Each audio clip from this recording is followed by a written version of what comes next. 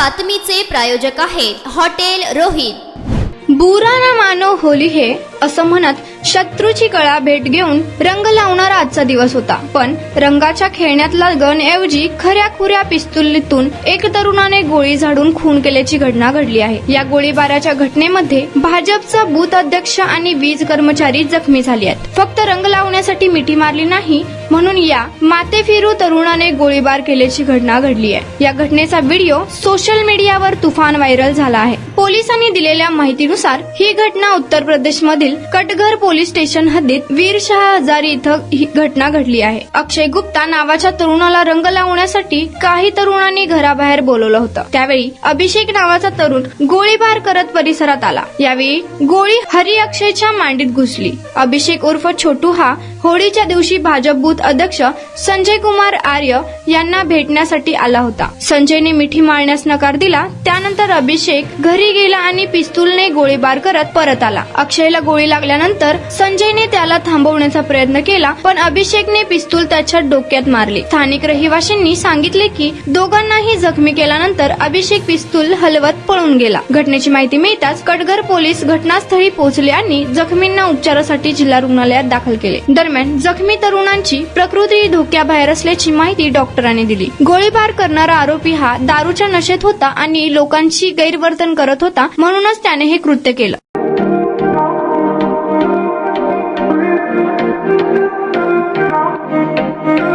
सोलापुरात veg non veg जेवण मिळण्याचं एकमेव ठिकाण हॉटेल रोहित। चवीला टेस्ट हॉटेल रोहितचे जेवण बेस्ट। बर्थडे पार्टी, कार्यक्रम, विविध पार्टींचे ऑर्डर्स ही स्वीकारले जातील। ग्राहकांसाठी खास पार्सलची सोय। आमचा पत्ता हॉटेल रोहित, दास रस्ता अपोजिट कारीगर पेट्रोल पंप सोलापूर।